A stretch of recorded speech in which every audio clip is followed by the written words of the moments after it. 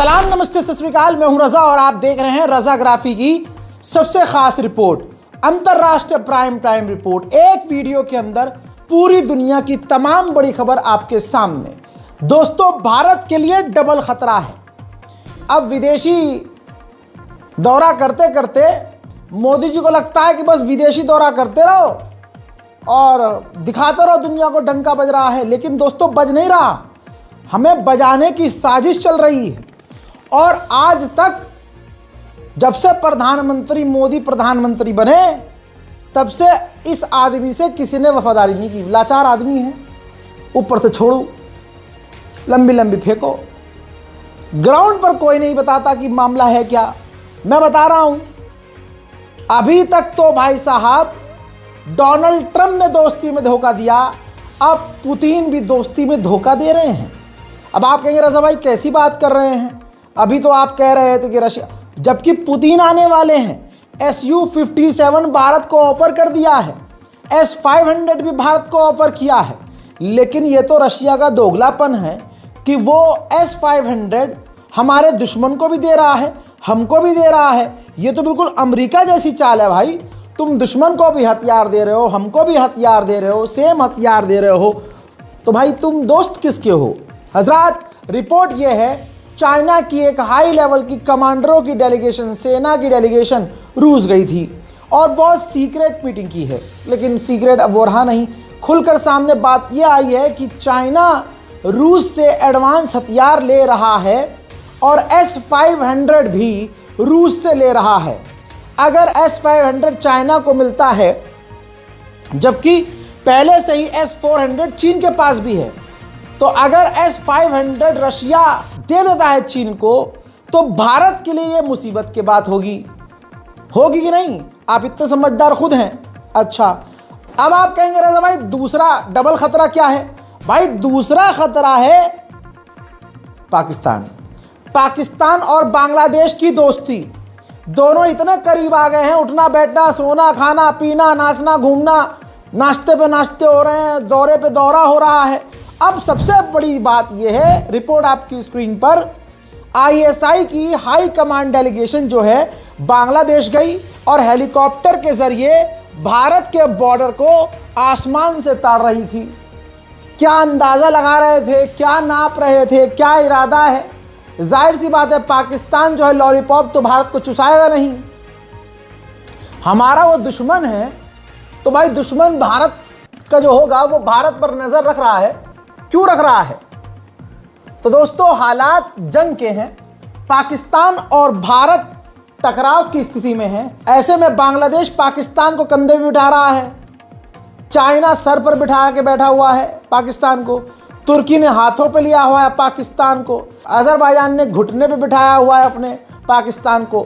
तो ये तमाम जो खतरे हैं, ये भारत के लिए बड़ा सरदर्द हो सकता है। वहीं अमेरिकी रिपोर्ट में यह भी खुलासा हुआ कि चाइना ने भारत और पाकिस्तान की जंग, जो ऑपरेशन सिंदूर था, उस जंग को इस्तेमाल किया अपने नए हथियारों को टेस्ट करने के लिए।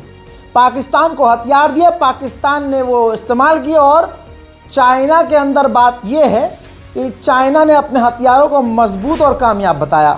उधर चाइना को खुश करने के लिए पाकिस्तान की आर्मी कसीदे पड़ रही है उनके हथियारों की। भाई बहुत बढ़िया है। H-29 डिफेंस सिस्टम हमने मार दिया था, भारत ने कई मारे थे। उसके बाद चीन की जो PL-15 मिसाइल है, जो भारत पर दागी थी और कई हमने रोकी थी, पाकिस्तान आर्मी ने उसकी भी तारीफ की है, ताकि भाई हथियार चीन के बिके। उधर देखिए, यहां पर भारत को घेरने की कोशिश, भारत का फाइटर जेट हादसे का शिकार हो तो मौत का पाकिस्तान मजाक उड़ाए, और इसहाक डार साहब पाकिस्तान के जो विदेश मंत्री हैं, यूरोप में जाकर अपना आर रोना करें। वहां जाकर इसहाक डार साहब रो रहे हैं, हमारे यहाँ सिर्फ 30 दिन का पानी बचा है। हिंदुस्तान ने, इन हिंदुस्तानियों ने हमारा पानी रोका हुआ है। एग्रीकल्चर बर्बाद हो रहे हैं, खेती बर्बाद हो रही है, आवाम खतरे में पड़ रही है, पानी की किल्लत हो रही है।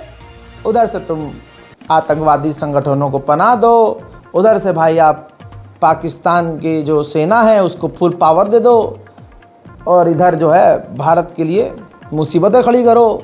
पाकिस्तान के जो हैं एक बहुत बढ़िया मिनिस्टर हैं, बयान तो सुन ही लिया होगा आपने, जो पीओके के थे, पूर्व पीएम, एक्सेप्ट किया है कि हमने तो लाल किले से लेकर पता नहीं कहाँ कहाँ तक भारत को घुस के मारा है। तो भारत में आतंकी हमले करवाओ और फिर नेटो और दुनिया के तमाम यूरोपीय यूनियन, नेटो, यूएन में जाके रो हमारा पानी। मेरी अपील है तमाम भारतीयों से कि पाकिस्तानियों का जल्द से जल्द पानी निकलवाएं। क्या अरे बड़े गंदे हो यार। बात सुनो आगे। अब रुक जाइए, आगे बढ़ने से पहले मैं कुछ चीज़ बता दूं आपको। लोग कमेंट करते हैं, इंस्टाग्राम पर डीएम करते हैं, मैसेज करते हैं, रज़ा भाई कोई एक ऐसा काम बताओ, ऑनलाइन कोई काम बताओ जिसमें हम थोड़ा सा कुछ एक्स्ट्रा पेमेंट, एक्स्ट्रा थोड़ा कमाई कर ले। मुश्किल है भाई, ज़िंदगी बहुत महंगाई है। ऐसे में आज एक आपको मैं ऐप के बारे में बता रहा हूँ, मार्केट वॉल्फ ऐप। ये एक शानदार ऐप है भाई, मार्केट वॉल्फ। ये सेबी रजिस्टर्ड ऐप है जो इंडिया में काफ़ी तेज़ी से वायरल हो चुकी है और फैल रही है। अब आइए देखते हैं इसे यूज़ कैसे करते हैं। मैंने यहाँ पिन डालकर लॉगिन कर लिया, ठीक। अब फॉलो ट्रेंड पर क्लिक किया। ये आपको प्रॉफिटेबल ट्रेंड दिखाता है, यानी जिसमें आपका फ़ायदा हो, जो बाज़ार में ट्रेंड पर होता है। आप एक ही क्लिक में उसे फॉलो कर सकते हैं। आप बहुत छोटे अमाउंट से इस पर ट्रेडिंग शुरू कर सकते हैं, जहां दूसरे कंपनियां, दूसरी ऐप आपसे ज़्यादा पैसा इन्वेस्ट करने को कहती है। मार्केट वॉल्फ कम से कम पैसे में आपको बोलती है काम शुरू करो। दूसरी बात, ये हलाल प्रोडक्ट है, हलाल तरीका है। इस ऐप में इनबिल्ट स्टॉप फीचर भी है। मान लीजिए आपको ट्रेडिंग नहीं आती है, आपने एक लेवल सेट कर दिया, भाई इससे ज़्यादा नुकसान नहीं होना चाहिए। अब जैसे ही आपका नुकसान होना शुरू होता है, जिस लेवल पर आपने सेट किया होता है वहां अपने आप ऑटो स्टॉप लग जाता है, जिससे आपका नुकसान नहीं हो सकता। मार्केट वॉल्फ का जो ब्रोकरेज है वो मार्केट में सबसे कम है। प्रॉफिट ट्रेंड के हिसाब से मूव कर रहा था। मैंने स्टॉप ट्रेड पर क्लिक कर दिया और बस 1306 का प्रॉफिट बुक हो गया इतने कम समय में। इस पूरी फैसिलिटी को आप सिर्फ और सिर्फ 99 रुपए में लाइफ टाइम फ्री में यूज कर सकते हैं। आप यहां सब कमोडिटीज भी, यानी गोल्ड, सिल्वर, क्रूड ऑयल या नेचुरल गैस भी इतनी ही आसानी से ट्रेड कर सकते हो, सुबह 9 से रात के 12 बजे तक। मार्केट वॉल्फ आपको फ्री रिकमेंडेशन भी देता है। ये देखिए, लोगों ने 14 तारीख को एक दिन में 12,240, जून में 70,468, जुलाई में 59,696 और अक्टूबर में 58,207 का प्रॉफिट बुक किया है, ठीक। और इस प्रॉफिट पर मार्केट वॉल्फ का कोई कमीशन नहीं लगा। भाई इस ऐप मार्केट वॉल्फ के 2 मिलियन से ज़्यादा डाउनलोड हो चुके हैं और लगातार लोग डाउनलोड कर रहे हैं। तो भाई फालतू दिमाग काहे लगा रहे हो, काहे का इंतज़ार कर रहे हो? जल्दी से जाइए, डाउनलोड कीजिए। और अधिक जानकारी के लिए लिंक जो है डिस्क्रिप्शन में डाल दिया गया है। हाँ, समझ में आई? आगे सुनिए। अब back to the point. TTP Tehreek Taliban Pakistan के आतंकी संगठनों को निशाना बनाया। पाकिस्तान की आर्मी ने खैबर पख्तूनख्वा के इलाके में और वहां 17 टीटीपी के आतंकवादियों को खत्म किया है पाकिस्तान आर्मी ने। वहीं भारत ने चाइना को लाल आंख दिखाने के बजाय अपना गोल गोल जो है प्यारा प्यारा गाल दिखा दिया है कि अरे हम तो, गंदा दिमाग तुम्हारा। दोस्तों, मोदी सरकार ने चाइना के लिए टूरिस्ट वीज़ा जारी कर दिया है, यानी सब कुछ नॉर्मल पटरी पे आ रहा है। अब चाइना के लोग और भारत के लोग एक दूसरे के देश में आ जा सकते हैं। उधर चाइना कितना एडवांस हो गया है कि अमेरिका का पिछवाड़ा भी हवा ले रहा है, लपलपा गया है। जो काम रूस और अमेरिका नहीं कर पाए वो काम चाइना ने कर दिया। चाइना ने पूरी दुनिया की पहली ऐसी मिसाइल बनाई है जो अभी तक किसी के पास नहीं है। मॉडल है JL-1। ये परमाणु ले जाने में सक्षम है और ताकतवर इतनी कि वो जो अमेरिका का क्या कहते हैं स्टेट है ना, अलास्का, वो पूरा इस चीन की मिसाइल के जद में आता है। और भैया सुनो आगे की एक और चीज, चाइना एक ऐसा आर्टिफिशियल द्वीप बना रहा है जो परमाणु हमला भी झेल सकता है। ऐसा द्वीप पूरी दुनिया में अमेरिका, जर्मनी, फ्रांस, रूस, ब्रिटेन कोई नहीं बना पाया है, चीन बना रहा है। आपको पता है ना, चाइना और जापान का विवाद हो गया है, लड़ाई हो गई दोनों के बीच। लड़ाई में मुझे ताइवान ले गया, ताइवान, क्योंकि ताइवान पहले से ही चिड़ा हुआ है चीन से। चाइना कहता है ताइवान हमारा है, ताइवान कहता है कि तेरे बाप के हम, अबे हम तो अपने, हम तेरे क्यों होंगे। ये वाला सीन है, आसान भाषा में बता रहा हूं ताकि आप समझ सके और बोर भी ना हो। अब आगे की कहानी ये है कि जापान और चाइना जब भिड़े, एक दूसरे के साथ इंपोर्ट एक्सपोर्ट बंद कर दिया। चाइना ने कह दिया हम जापान से कोई सी फूड लेंगे ही नहीं, सी फूड नहीं लेंगे, मछली वछली ये जो होता है समुद्री चीजें नहीं लेंगे। इससे जापान को तगड़ा नुकसान ऑब्वियसली हो चुका है। इसमें ताइवान ने अपनी उंगली घुसाई। ताइवान के ये देखिए प्रधानमंत्री हैं, इन्होंने क्या किया है, फोटो ये दोनों पोस्ट की है और ये जापान का सी फूड है। यानी चाइना ने जापान से सी फूड लेना बंद किया, बीच में घुसे ताइवान के प्रधानमंत्री, उन्होंने फोटो पोस्ट कर दी जापान का सी फूड खाते हुए। इस पर भाई साहब चाइना का विदेश मंत्रालय भड़क गया, कहा यह पॉलिटिकल स्टंट है, हमारी पैनी नजर है कौन क्या कर रहा है। अब ताइवान डरने के बजाय ताइवान ने एक और कदम आगे बढ़ाया। ताइवान ने जापान के तमाम सी फूड से बैन हटा दिया और ऐलान कर दिया कि जापान के तमाम सी फूड हम खरीदेंगे। अब जापान की जो ये लड़ाई शुरू हुई है जापान और चीन की, इसमें जापान की ये नई प्रधानमंत्री है। ये जापान के इतिहास की पहली महिला प्रधानमंत्री है। इस चीज़ से समझ में आता है, पहली बार आप देखिए फैक्ट है, पहली बार एक औरत किसी देश की प्रधानमंत्री बनी, उसने देश की ही लड़ाई करवा दी चाइना से, फंसा दी औरतें फंसा दी औरतें। महिला समाज मेरे खिलाफ खड़ा होता हुआ नजर आ रहा है। लेकिन मैं उन सीधी सादी और सीधी होती नहीं होती हैं भाई, पिचूंगा मैं भाई, बहुत मारेंगी महिला मुझे। मतलब आप देखिए, महिला को प्रधानमंत्री बना दिया, ससुरी लड़ाई करवा के छोड़ दी, बयान वापस भी नहीं ले रही है और बयान बेकार का था, ये ज़बरदस्ती का, टशनबाजी में ओवर खुश हो गई, अरे मैं प्रधानमंत्री बन गई अब तो मैं कुछ भी बोलूँगी। महिलाएं वैसे ही बोलने से पहले कुछ सोचती नहीं है, लबर लबर लबर लबर लबर लबर लबर लबर लबर लबर लबर लबर लबर, उन्होंने भी कर दिया। अब इनका बयान आया है, ये देखिए, ये है जापान की प्रधानमंत्री। इन्होंने कहा है कि हम तो चाइना के साथ कंस्ट्रक्टिव रिश्ते चाहते हैं, एक बेहतर रिश्ते चाहते हैं। इन तमाम चीज़ों के बाद भी हमारे जो चाइना के लिए अगर व्यूज़ थे और जो हमारा संबंध था वो ख़राब नहीं हुआ है, हमारी तरफ से सब कुछ ओके है। लेकिन इनके बयान में एक चीज़ है, चाइना कह रहा है कि अपना बयान वापस लो, लेकिन बाजी ने अभी बयान वापस लिया नहीं है, फंसा दी। अब आप ये सोच रहे होंगे कि ऐसा क्या कह दिया जापान की प्रधानमंत्री ने, वही फुप्पू वाली हरकत है, दूसरों की लड़ाई में खुद मुंह घुसेड़ देना फिर आग लगा देना। जापान की प्रधानमंत्री ने कह दिया था कि अगर चाइना ताइवान पर हमला करता है तो ताइवान के मदद के लिए जापान यानी हम अपनी फौज भेजेंगे ताइवान।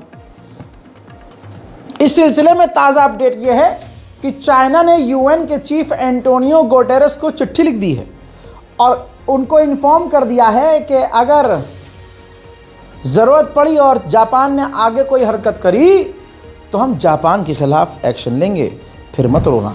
जापान के लिए रोज़ सैकड़ों चाइना से क्रूज शिप जाती थी टूरिस्ट को लेकर, वो भी पूरी तरह से बंद हो चुकी हैं। चाइना और जापान का ट्रेड भी बंद हो गया है। तो ये जापान का एक ये रूल है कि वो हथियार नहीं बनाएगा, शांति से आगे बढ़ेगा, ये उसकी कसम है। तो उसने अपनी कसम तोड़ दी भाई। जापान को अमेरिका ने कहा कि हम आपको अपना ब्लूप्रिंट दे रहे हैं पैट्रियट डिफेंस सिस्टम का, बनाइए और हमको बेच दीजिए, हम खरीदेंगे। जापान ने वो पैट्रियट डिफेंस सिस्टम बनाया और अमेरिका को बेच दिया। इधर चाइना आग बबूला हो गया कि ये जो वादा था ऐतिहासिक जापान का कहाँ गया, और जापान इस तरह से हथियारों में इन्वॉल्व हो रहा है तो हमें जापान पर कार्रवाई करनी पड़ेगी। उधर भाई तुर्की भी आग से खेल रहा है। तुर्की को इतनी बड़ी कामयाबी मिली है कि अमेरिका सर खुजा रहा है। F-16 फाइटर जेट अमेरिका का है और ये F-16 फाइटर जेट तुर्की के पास है। तो अपने फाइटर जेट से, अमेरिकी F-16 से अपना ड्रोन जो किज़िल्मा है उसको टेस्ट कर रहा था। मतलब अमेरिकी F-16 को अपने ड्रोन किज़िल्मा से कंपेयर कर रहा था, लड़वा दिया आपस में। एक लॉक सिस्टम होता है, हवाई सेना इस चीज़ को जानती है और आप में भी बहुत सारे लोग होंगे। लॉक, टारगेट लॉक करना, गेम वेम खेलने वाले लोग भी इस चीज़ को समझते हैं।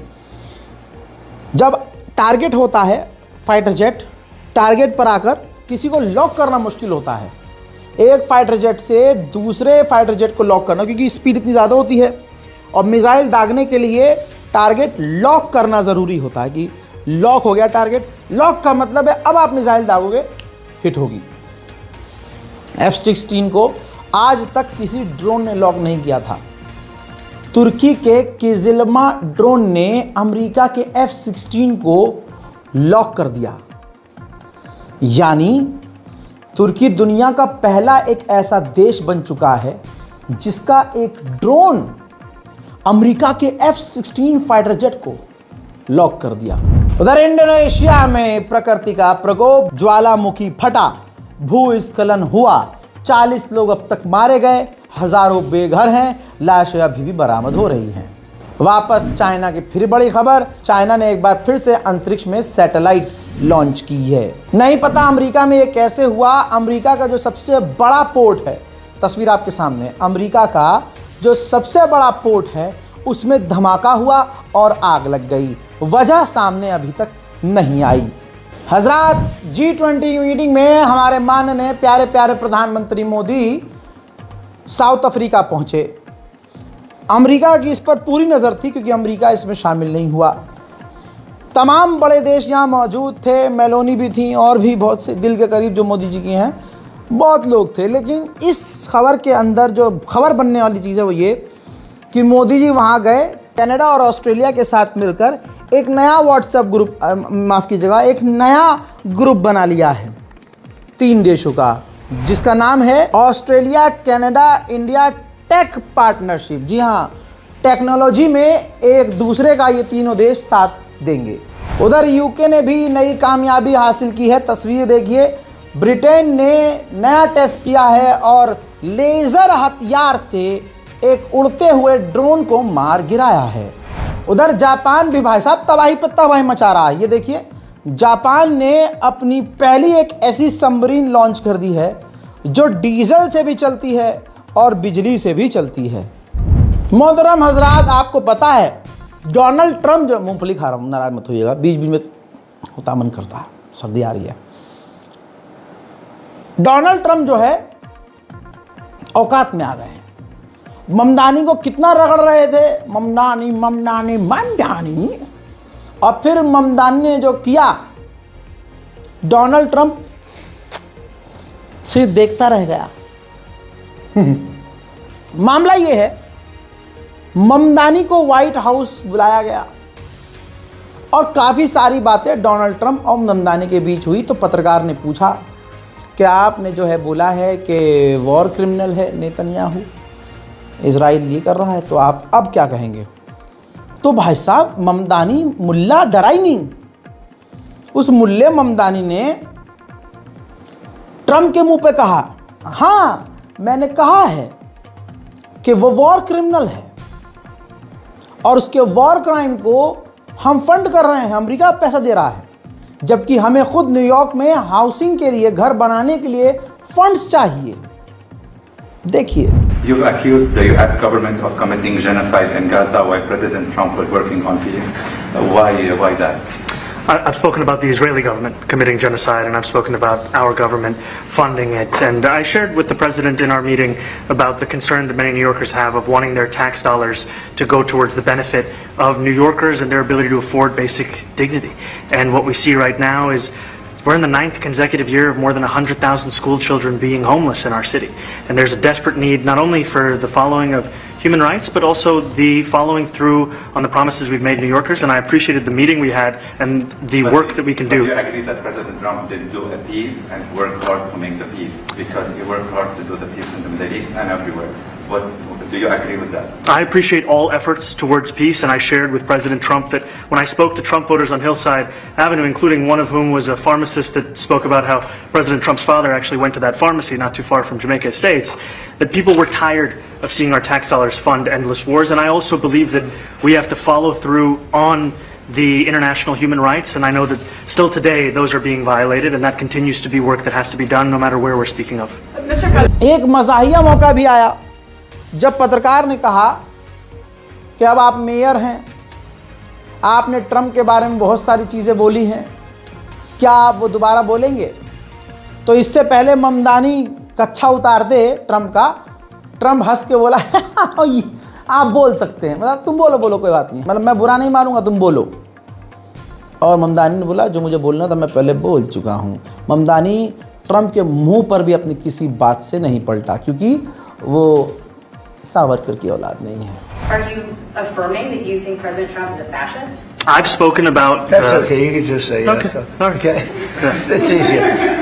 It's easier than explaining it. I don't mind. खबर आगे की तरफ तो ये तस्वीर आपके सामने, अमेरिका ने वेनेजुएला के करीब ये B-52 बॉम्बर उड़ाया है।